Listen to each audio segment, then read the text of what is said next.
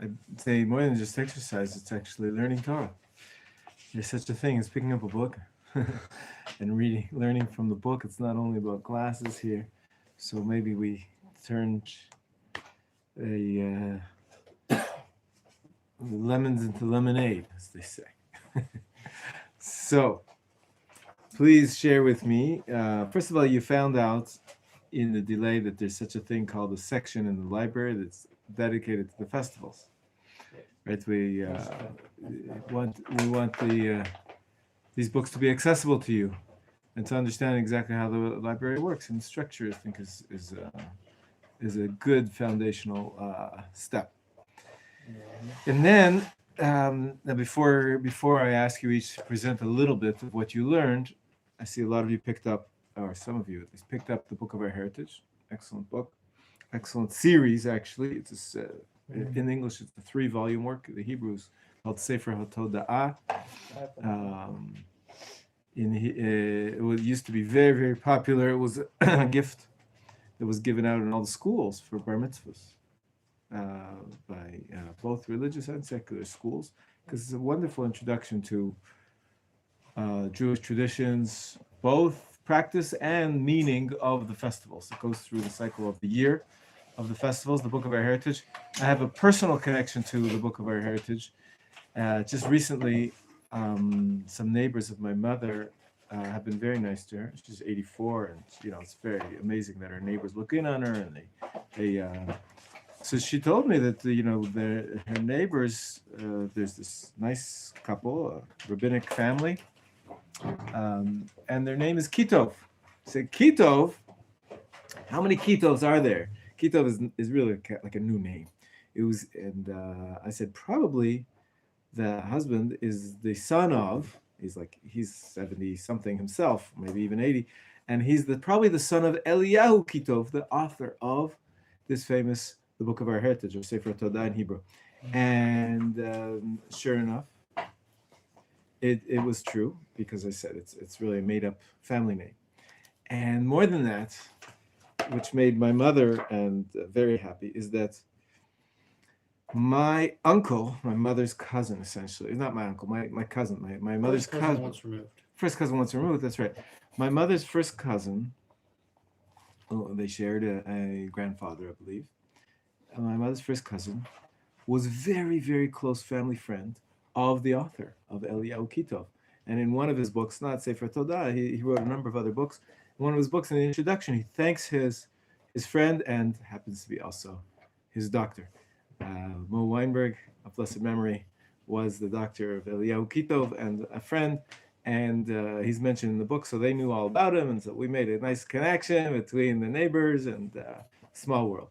In any case, it's a great book, Eliyahu Kitov, and if you really want to learn about the basics of each festival, it goes through the cycles of the year. It goes through the 12 months of the year. Each month, its character, its nature, its what the atmosphere is like, what the feelings, and with some sources, of course, tremendous wide range of sources, as I said, from halacha through to anything other than halacha is called agadah. We've mentioned this in the past.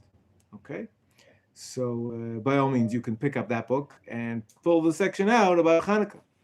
But I also wanted to show you that there's a number of standalone books dedicated to Hanukkah.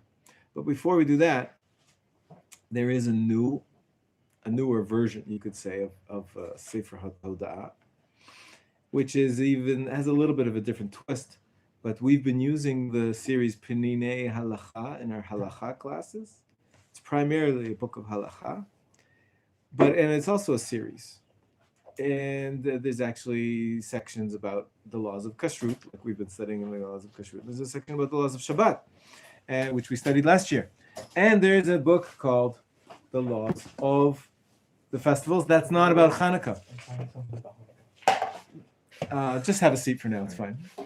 That's not about Hanukkah. The laws of the festivals, that's about the festivals like Pesach, Shavuot, and Sukkot. The laws, how are the laws of Shabbat different than the laws of festivals? We're talking about the festivals that are biblical, where we have a prohibition of work, and how to define the halach of that. The one that you're looking for, that has the laws of Hanukkah in it, it's called Zmanim, which means times, and he wanted to separate it off from the book of the festivals, as you can see here in the subtitle. Here it says the laws of the minor holidays and annual observances, and that includes, as you can see, Rosh Chodesh, Sfirat HaOmer, Yom HaAtzmaut, unique feature of halacha book to have the laws of Yom HaAtzmaut, fast days, the 3 weeks, and finally, but last but not least, Chanukah and Purim. The laws of Chanukah and Purim are in this book. So we're going to look at this presently. We have a number of copies, so we can all study it together.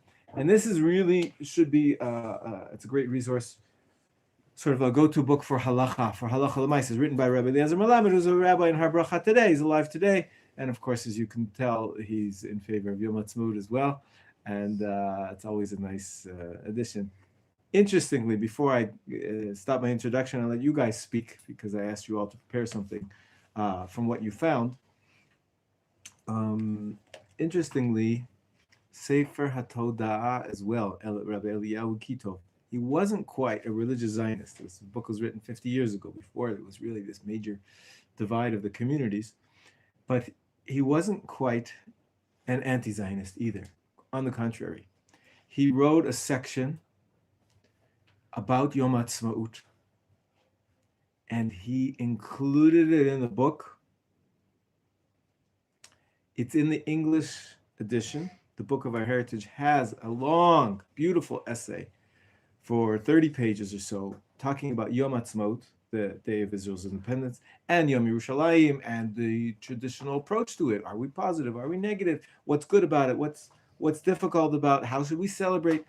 A tremendous, a beautiful essay where he comes out.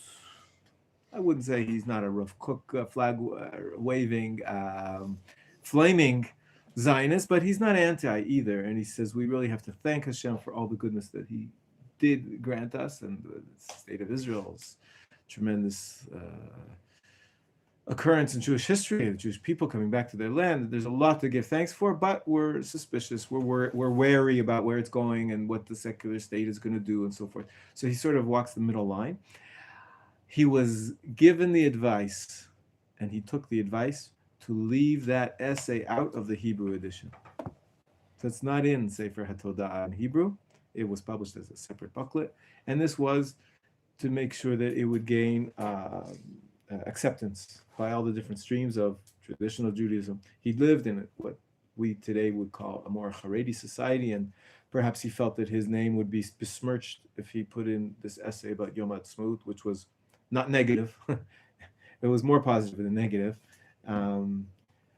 So it's a fascinating little quirk. I guess you could say the Pnei Lecha is a new and updated version of the Sefer HaToda'ah, of course, much more halachically focused, but it also talks a little bit about the meaning of each festival and meaning of the halachot as well. And so there is a little bit of a comparison there. Of course, he's fully in favor of Yom HaAtzmaut, and that's part of the book, as I showed you. So we're going to study some of the laws of Hanukkah from this book, from the Pnei Lecha laws of it's called Zmanim, which means times, and as I showed you, it's the laws of the minor festivals, already teaching you that perhaps Chanukah and Purim has a different status. It's called minor, as opposed to the festivals, the major festivals, which would be Pesach, Shavuot, and Sukkot, as we're going to talk about. Okay, so that's by way of introduction. Then there's standalone books about Chanukah. I just quickly saw this one. There's this one, rightly noted by Ariel. It has my namesake Rav Matis Weinberg from originally from he was in Berkeley. His son is a friend of mine, and the whole book is about Chanukah. Both of these are about the thought of Chanukah, the meaning of Chanukah. Then there's another book here I found about Chanukah, totally dedicated to Chanukah. Believe it or not, it has a catchy title. It's called Chanukah. 3 copies of it. It's an art scroll. They put out these kind of its history, observance, and significance. A presentation based on Talmudic and traditional sources. And at the back, it has the texts that we recite as well, the text for the candle lighting and the songs we sing. But it's a lovely little volume which has a combination of history, observance, halacha meaning, and the significance. So that's just some standalone books on Hanukkah that you could have picked up, and you didn't. I'm going to hear what you did pick out, and I want to hear something you learned from it in just a second. One more volume. It's really a series. It's called The Festivals in Halacha. A great favorite book of mine. It's one of my favorite books in all time. It's a series in English. It came out in 3 volumes. I guess in Hebrew it's 1 volume, sort of like the Book of Our Heritage. But this was written by Rav Zevin. Rav Zevin was a tremendous Talmid Chacham who lived at the beginning of the foundation of the state. He was a very high-level Torah scholar, also with a gift for writing concisely and summarizing and really getting to the heart of things. And in his series on the festivals, he discusses each and every festival and the major issues discussed halachically. It's not really a halacha book telling you what to do, and it's not really an agada book telling you about the meaning of the festivals. It's sort of meta halacha. It's about the different topics discussed in the halacha, and then he gives you references. Of course, you can go look them up and see them in greater detail. But it's a beautiful way of overview of knowing what's going on in the halachic world, the halachic discourse about the festivals. And of course, we have a few copies here in the library, and this one, I don't know if it's volume 2. It says here, it has the minor festivals. Also, it's going to have Chanukah and Purim there.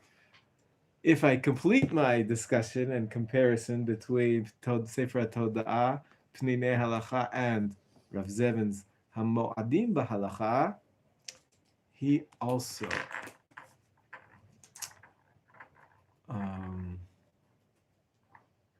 was not anti-Zionist. He wasn't really part of the Zionist religious camp, although he preferred to, on Yom Ha'atzmaut, they say he went to daven in the Rav Kook, with the Rav Kook followers, in Mossad HaRav Kook, the publishing house, which is just down the street here. And he was probably the author of a famous article, how yeshiva students have to serve in the army. It's such a big mitzvah for yeshiva students to serve in the army, against what's considered to be now the mainstream Haredi approach, where they don't allow them. They say it's forbidden to go serve in the army. There's a stigma against it. But Rav Zevin was beyond that, and he was quite a fan of Rav Kook and appreciated him for being the halachic genius that he was. But it's interesting that in the festivals and halacha, there's no real section about Yom Ha'atzmaut. It was really just being formed at the time. But there is here and there a section, famous section my brother was all upset about 30 years ago when he discovered it, that the translation into English, the Art Scroll translation, they censored it. They took out a section where Rav Zevin is waxing poetic and saying that you have to, there's a law, and I'll end my introduction with this, there's a law that says that if you see the destruction of the temple, the Temple Mount, you have to tear your shirt. Has anybody done that here? No? Okay, so we'll do it one day. You says you should. Of course, that's what I'm saying. So the Talmud says, the Mishnah says that if you see the Temple Mount and its destruction, you should tear your shirt. It's a personal affront. We're mourning the temple, and I believe everybody should do that at least once in their lifetime. We'll see why, maybe not more, but in any case, not only for the Temple Mount you have to tear your shirt as a sign of mourning, but also if you're actually mourning. Of course, but also for cities in the land of Israel that are destroyed, Jewish cities that are destroyed. You have to tear your shirt. It's not only the Temple Mount that we're mourning; we're also mourning the destruction of Jewish society and the Jewish cities. Be an example of that? Excellent. So the halacha says very clearly that even if you have a city which is 99% settled by non-Jews, you don't have to tear Kriya. The defining factor is Jewish sovereignty. Who's the government? Who rules that area, that place where the city is. And so if you see the cities of Judea that are destroyed, meaning they're under foreign rule, you have to tear your kriya. Now that we have a state of Israel, says Rav Zevin in the uncensored Hebrew original, he says, now that we have Jewish government over cities of Judea once again, and he writes clearly, Ashreinu shezachinu lekach, how happy we are to have merited such a phenomenon of Jewish sovereignty over the land of Israel. No longer do you have to tear your shirt. If you see, for example, the city of Hebron, parts of the city of Hebron are under Jewish rule, right? Or many cities in Judea that you don't have, of course, you don't tear kriya because they're not destroyed anymore. Whereas, maybe Shechem, I don't think there's any Jewish settlement in Shechem. So if you see Shechem, you'd have to tear kriya. You do, even though it reports to Israel?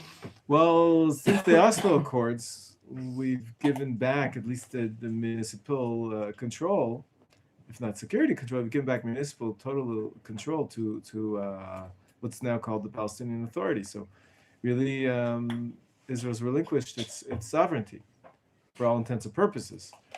It's sort of a mixed type of sovereignty because we haven't really declared sovereignty yet in any case. But any case, in the English, the Art Scroll, they're a little more Haredi. They took out that section. How they can censor this tremendously important halachic genius, I think that they did a disservice. And I think it's probably a terrible sin that they did by censoring Rav Zevin. Well, and they did a great service for people's garments. How does the opposite. Why? Now, the opposite. Now when you see the city, you don't have to kick. No, the opposite. According to them, you would still have to tear kriya. The halacha is that you do have to tear kriya. Rav Zevin, the part that they took out, said you don't have to anymore if you find a city that has Jewish sovereignty because of the state of Israel.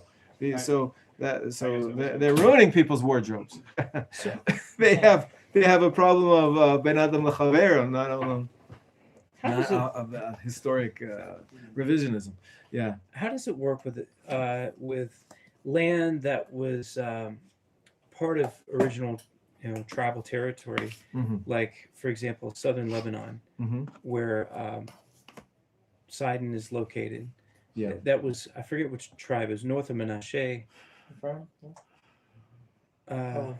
Not sure. It's just north of Menachem. Yisachar, Zvulun. Sidon, it's part of Asher. Asher. Okay. So we don't have control over it. So you would you tear your shirt over Sidon because it was part of the original land of Israel? There was a Jewish community there. We know that, and so you could tear kriya over it. Yeah.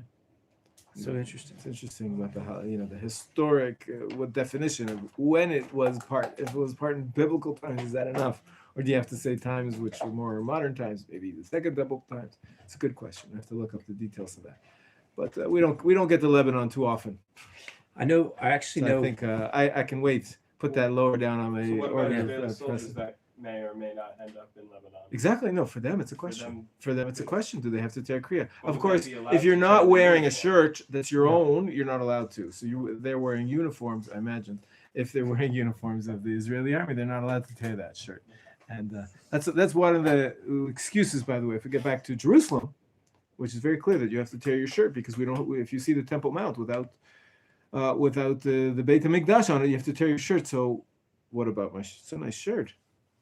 I don't want to tear my shirt. People bring bad shirts, put it over their shirt. You could do that. That's one solution. There's a simpler solution, and that is you're walking down there with your friend, and you say, "Sorry." I know it's for some funerals. For some Jewish funerals, not kosher. Pin a ribbon. Not kosher. I know a lot of people do that. A lot of communities in America, mostly conservative in Reform, because according to the Orthodox halacha, meaning according to the halacha, it's not good enough. You actually have to tear the shirt, not a ribbon. But that's a cute trick. I've seen that before, but I don't think halachically it's kosher. The solution is you go and you just give each other your shirts. you can't tear somebody else's shirt. So you could sort of. It'd be that kind of thing with the lulav and the ephod where you just you give it shirt without actually switching shirts. Correct. Basically, you just do make an acquisition even, and then you're borrowing his shirt. You can't tear it. Other solution is if you go to the hotel, for example, or a place where you can see Temple Mount on a Friday, on a day, Friday afternoon, or a day on a festival, because on the festivals you don't tear your shirt. It's a sign of mourning, and we're happy on the festival. So there's ways around on it. Friday. Sorry? And also Friday afternoon. Friday afternoon, there's no tachnun, so it's considered to be already part of the Shabbat. And of course, you're not going to tear your shirt on Shabbat.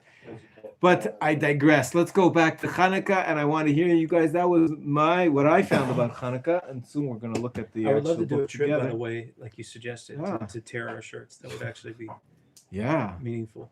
I'd like to see all of your Just go visit all your of them ugly and shirts. destroy our entire wardrobe. We could go. No, I mean Maybe on the way we could break some some plates too. Yeah. Smash some windows for fun. No. Throw But, ourselves Chinese out cell the phone car. will break those too. Just throw yourself out the front windscreen. Okay, so that's for another class. We'll talk about the details. There's more details about how often you go and how often you see it and so forth. But let's go back to the laws of Hanukkah. We only have a few minutes. I want to hear you guys. Reuven, why don't you start us off? What did you find? I see the book of our heritage. Yes. So let me start off big picture about what is Hanukkah all about from a high level. And I like this book. It's a very interesting book. So what I got from it is that we've got two values really at war with each other: the values of Athens and the values of Jerusalem. And that's what was at war during Hanukkah. It's a cultural war. Cultural war, big time. And so which goes back to there's one of my favorite lines is the beauty of Japheth shall dwell in the tents of Shem. And which values are going to win? Is it going to be the values of Athens or the values of Jerusalem? So getting more granular, it's interesting in the Torah. I had forgotten that the 25th word in the Torah is or. I forgot about that. And Nice. The 25th camp is Hashmona. Very cool. Which is amazing. This is the level of they say the Torah can be studied on many depths or many attitudes, many styles. One style is reading it and understanding it. It's called pshat. That's like a simple reading. And then another level called remez, which is hint, and that's what you're referring to. For example, the 25th letter is or. It's on the level of reading the Torah with certain lenses, and the lens is called remez or hint. I mean, what are the odds that the 25th word in the Torah would be or? Yeah, It's a good one. Yeah. So and then more practical things. Hallel is said every day during Hanukkah after Shachrit. Good. Al Hanisim is in each service and also inside of Birkat Hamazon. Wow, you learned a lot in such a short time. Yeah, and then and so and then the one thing I didn't catch that do you place the menorah when you're facing the home in the left window, or is it that's what I read? I think.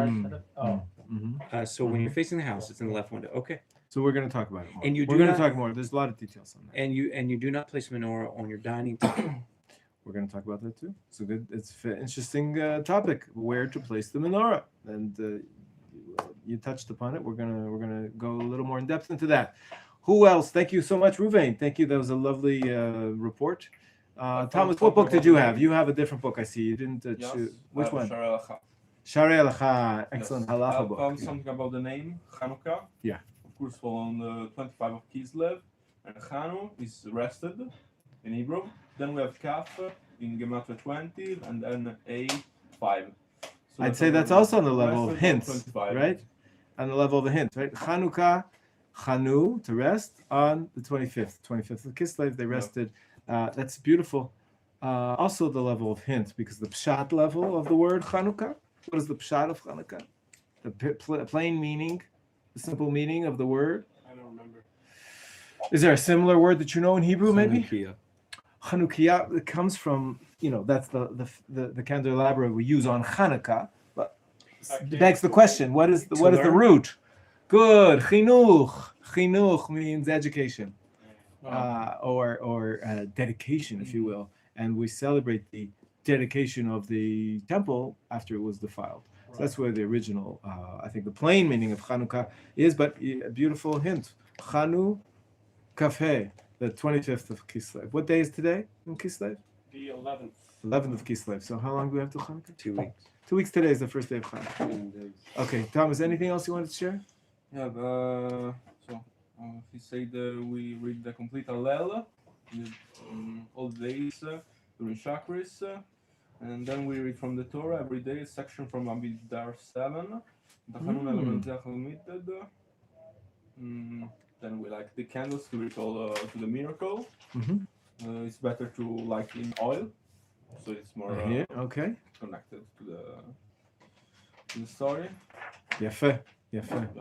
Okay, so you started. It's a good start. Okay, so who else wants to share with something they found? Moshe, please go ahead. So I learned just something I didn't know is that you're actually allowed to relight one of the candles if it goes out, Okay. and you are Right, there's a debate in the Talmud if you must yeah. relight it or not, The Book of Our Heritage says that you are allowed to but you don't have to. relight it, but you, regardless of doing so, you have fulfilled the mitzvah Lovely. already. Lovely. Interesting. And I have a question: is generally speaking, here at the Machon, how do we fulfill the mitzvah? Good. Without causing fires. Fire. Yeah, Excellent. I'm Very, serious. very Serious important. question. Very important. Very important. The first thing that we should say when we're going to be talking about the laws of Hanukkah, and this is just a taste. We're just starting.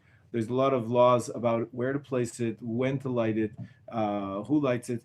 First thing is important, of course, safety, and therefore it's forbidden, I believe, if I'm not mistaken, to leave a candle unattended. So even if you want to put lots and lots of oil in your menorah because you're very machmir, and you say, "Oh, I want to do the mitzvah the most. I don't want it to," so then you'll be stuck because you can't leave, right? So you should. You also can't put it out.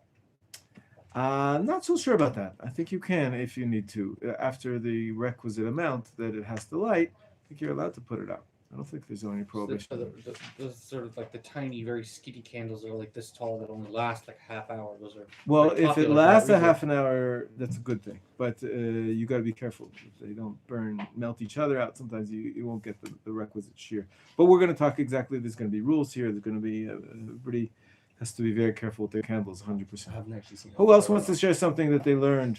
Amos, go for it. I find out that if you light the Hanukkah, that you can't eat in the time of the lightning, and you should interesting. just observe that and do any work for the half hour. It's interesting. I think you have to be a little more precise about that. There is a custom that women don't do work during the time that the first half hour at least, that the candles are burning. And thus men don't eat. Well said. But I don't think there's any prohibition. Even on women, it's not a prohibition. There is a custom, a strong custom, and they should keep that custom. But men don't have that custom, and I don't think there's any prohibition of eating. As a matter of fact, the prohibition of eating is maybe before you light the Hanukkah candles. Like every mitzvah, you shouldn't eat before you do the mitzvah. Once the time comes, you're not allowed to occupy yourself with anything. The rabbis were afraid maybe you'll forget, you won't do it. Thank you, but we're going to learn more of those laws. Okay, yeah. And then I have a question about if you are in the house where someone is in the process of a viewer and there is a Jewish other person who has the right to light the candle first. So I think it's clear that we say many times that the mitzvot were given to the Jewish people. Okay. Non-Jewish people have, another system, but not the system of the mitzvot, the mitzvot d'oraita from the Torah, the mitzvot midirabanan from the rabbis, and therefore, clearly, Hanukkah candles really, to fulfill the obligation, can only be done by a Jew. And, until the person converts, and then he'll be like everybody else. He'll be a Jew like every other Jew. But of course, a Jew is the only one that has the mitzvah. The non-Jew, if he's in a conversion process, he can be in an educational process, and it's very valuable. It's important that he does. But it really doesn't matter who lights first or second or third. If you want to give someone an honor, that he should light his conversion educational course type of candles first, by all means, why not? He can. There's no prohibition. Everybody does their own lighting of the candles, and so it's not affecting each other one way or the other. Then I have another question. Is about there is written that if you don't, that you follow your heritage, your tradition from your family. True. If you are Sephardic, you will Right. light a candle after the in the Shabbat, when Shabbat ends, before the Havdalah. Some Sephardic groups, they do it before. And then if you have a tradition of the other way, you can do after the Havdalah. And then if you don't have that tradition, how you pick up your tradition? Good question. Good question. I'll tell you. We'll talk about those laws when we talk about the Hanukkah candles. And there's 2 mitzvot that you have to do: Havdalah and Hanukkah candles. Which do you do first? So that's what Amos is referring to. It's an interesting question. We're going to say, in general, when you convert, first, no matter what, because you say it in the Shmon Esrei of Arvit. Nice. You need to make a There's separation. different types of Havdalah, right? You need to make a separation between Bechol and Shechol. That's right. That's right. But in general, the traditions, when someone converts, for example, they have to choose to join a community. That's ideal. And the communities are usually Sephardi communities or Ashkenazi communities, or choose your rabbi, or who you're gonna, which system you're gonna follow. You don't just pick and choose at every juncture, but you join a certain group. And so whatever that group does, that's what you're gonna do. Our Rav told us that because we are from Prague, that we should be Ashkenazi and this way. Makes sense. But officially, you do have a choice. But I always say to the converts, we have a lot of converts coming through here, that it's almost a catch-22, because on the one hand, you should be following the community that you're in. On the other hand, many of our students, they don't have a community yet. They're here in yeshiva, which is sort of like a mix of many different communities, and they're not married, they're not living in a place permanently, they're renting somewhere. And so which community are you joining? It's very hard to say that when you're not there yet. But you're supposed to join communities. It's almost a catch-22. Sometimes you have an inkling, you're directing yourself towards, okay, I'm becoming Sephardi, or I'm becoming Ashkenazi, and that's fine, but it's a little bit difficult. Yeah. I have a small question. Yeah. So since Hanukkah is not mentioned in the Torah, and there is some there are some analogies between Hanukkah and Purim. They are called like a holiday of tradition, holiday of. They're rabbinic holidays. So it's a Midrabanan holidays. Midrabanan holiday. Okay. Correct. Okay. But we're going to talk about that in a more structured way. This was just to get a taste for you guys to have access to know. First of all, to know that there's a library section all about the festivals. I introduced you to some of the standalone books about the festivals, and we showed you some compendiums of halacha about the festivals. The Sefer Toda'ah, Pnei Halacha, and Moadim B'Halacha.